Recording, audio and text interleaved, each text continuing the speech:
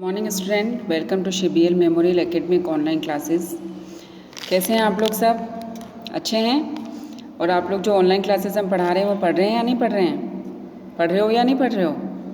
आपको कंटिन्यू देखनी है, उसको रेगुलर देखनी है और समझना है कि क्या समझाया जा रहा है, कौन सा पार्ट पढ़ाया जा रहा है और क्या आपको होमवर्क मिल रहा है। सारा होमवर्क आपको डेली करना है, ठीक है ना। अब मैं आपको पढ़ा रही हूँ पार्ट 3 अपनी वस्तु। ये किसका भाग है? हमारा हिंदी फर्स्ट का पार्ट 3 अपनी वस्तु। पेज नंबर कौन सा है हमारा? 96। पहले मैंने पढ़ाया था पार्ट 2, आज मैं आपको पढ़ा रही हूँ पार्ट 3। अब ये जो पार्ट 3 है अपनी वस्तु, अपनी वस्तु से ही पता चल रहा है कि इसमें क्या लिखा हुआ है, यानी खुद की कोई चीज़। अब क्या इसमें ये बताया है कि दो भाई थे, वह क्या कर रहे थे? एक ज़मीन के टुकड़े के कारण लड़ रहे थे। तो उनको लड़ते हुए आदमी को देखकर किस तरह से महात्मा ने उनके झगड़े को सलटाया, किस तरह से उसके झगड़े को उन्होंने सुलझाया और उनको क्या शिक्षा दी, उसके बारे में इस पाठ में पढ़ाया जा रहा है। तो देखो ये जो चैप्टर है उसमें देखो हम पहले क्या पढ़ेंगे? 1 नंबर पॉइंट नंबर 1। इसमें क्या बता रहे हैं देखो। एक महात्मा जी कहीं जा रहे थे।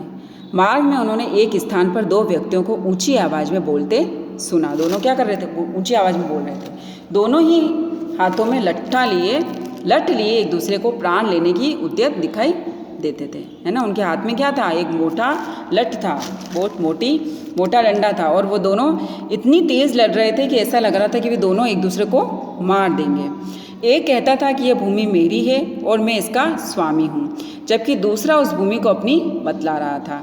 एक आदमी क्या कहता कि ये भूमि मेरी है, ये ज़मीन मेरी है, मैं इसका स्वामी हूँ, मैं इसका मालिक हूँ। तभी दूसरा बोलता कि नहीं, यह क्या कर रहा है? झूठ बोल रहा है। वो भी क्या कर रहा है? वो भी अपनी बता रहा कि यह भूमि मेरी है।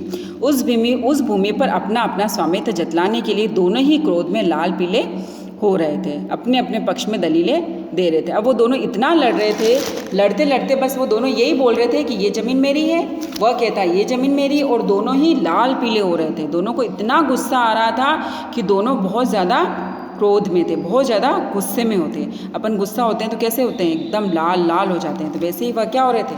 इतने गुस्से में थे कि दोनों लाल पीले हो रहे थे। फिर देखो दूसरा पॉइंट देखो इसके अंदर। संत महात्मा तो स्वभाव से ही दयालु व परोपकारी होते हैं, सदैव सबका भला ही चाहते हैं। उन्होंने मन ही मन विचार किया, ये दोनों झगड़ा करके व्यर्थ ही अपने प्राण गंवाने पर तुले हुए हैं। अतएव इन्हें समझा बुझा कर शांत करने और इनका आपस में समझौता करने का प्रयास करना चाहिए।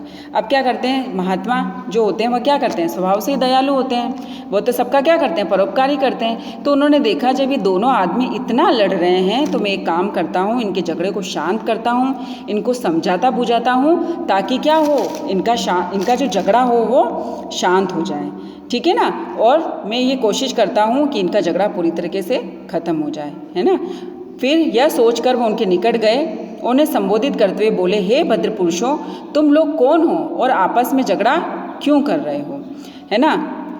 क्या हुए? तो उनको समझौता करवाना था महात्मा जी को। तो महात्मा उनके पास गए, उनको बोला, हे भद्र पुरुषों, हे सज्जन, तुम लोग क्यों झगड़ा कर रहे हो, है ना। तुम लोगों के बीच में झगड़ा क्यों हो रहा है? तो अब क्या हुआ? तीसरा पॉइंट देखो इसके अंदर। तो क्या बोलते हैं आगे? महात्मा जी को देखकर उनमें से एक व्यक्ति बोला, महात्मन, हम दोनों भाई हैं। हमारे पिता ने मरते समय अपनी संपत्ति का जो बंटवारा किया था उसके अनुसार इस भूमि का मालिक मैं हूँ, फिर भी यह व्यर्थ ही झगड़ा कर रहा है। अब वो महात्मा जी को बोल रहा है, उसमें से दोनों भाई झगड़ रहे थे। तो उसमें से एक भाई बोला कि हे पिता, जो कि मेरे जो पिता थे, हमारे जो पिता थे, उन्होंने क्या किया था? मरते समय हमारी जो ज़मीन का क्या किया था? हमारी जो संपत्ति थी उसका क्या किया था? बंटवारा किया था। संपत्ति का बंटवारा करते हैं, 4 जने होते थे, 4 जनों में बांट जाते हैं। और अगर वो क्या थे? 2 जने थे, तो 2 जनों में उन्होंने बंटवारा कर दिया था। लेकिन वह क्या कर रहा था? वह ये कह रहा था कि इसका मालिक मैं हूँ और ये व्यर्थ में मुझसे झगड़ा कर रहा है, ये बिना फालतू मुझसे झगड़ा कर रहा है। दूसरा व्यक्ति तत्काल चिल्ला उठा, वो भी फटाफट चिल्लाने लगा, महाराज ये बिल्कुल झूठ बोल रहा है, यह भूमि इसके भाग में नहीं बल्कि मेरे भाग में आती है, इसलिए उसका असली मालिक मैं हूँ। अब दूसरा वाला बोलता है कि नहीं, ये जो ज़मीन है वह मेरे हिस्से आती है और ये अपना अपना बता रहा है ना। और मैं इसका असली मालिक हूँ। यह झूठ मूठी इसे अपनी बताकर मुझे डरा धमका कर इसे हड़पना चाहता है। वो कह रहा है कि ये फालतू झूठ बोल रहा है और मुझे डरा धमका रहा है और डरा धमका कर ये भूमि खुद हत्याना चाहता है। ठीक है ना। अब देखो इसका चौथा पॉइंट, महात्मा जी ने शांत भाव से फरमाया, तुम दोनों ही इस भूमि को अपना कहते हो और अपने अपने पक्ष में दलीलें देते हो, ऐसे तो इसका निर्णय कभी भी नहीं होगा। इसलिए अच्छा यही रहेगा कि जिस भूमि के लिए तुम दोनों मरने मारने के बेर उतारू हो, उसे ही यह बात पूछ लो कि उसका असली मालिक तुम दोनों में से कौन है। वह स्वयं इस बात का निर्णय कर दे। अब क्या होता है, तुम दोनों इतना झगड़ रहे हो कि कोई निर्णय नहीं कर पा रहा है कि यह जो भूमि किसकी है, ये ज़मीन किसकी है। तो एक काम करते हैं, अपन ज़मीन से ही निर्णय ले लेते हैं कि यह ज़मीन किसकी, हम ज़मीन से ही पूछ लेते हैं। कुछ पल तक दोनों महात्मा जी की मुख की ओर ताकते रहे, फिर बोले, किंतु ये कैसे संभव है, भूमि भी कभी बोलती है। तो दोनों क्या आश्चर्यचकित होकर महात्मा जी को देखने लग गए कि महात्मा जी कैसी बातें कर रहे हैं कि भूमि भी कभी बोलती है। महात्मा जी ने उत्तर दिया, हाँ अवश्य बोलती है, परंतु उसकी आवाज़ तुम लोग नहीं सुन सकते। किंतु यह बताओ कि भूमि जो भी निर्णय देगी, क्या वह तुम दोनों का मान्य होगा।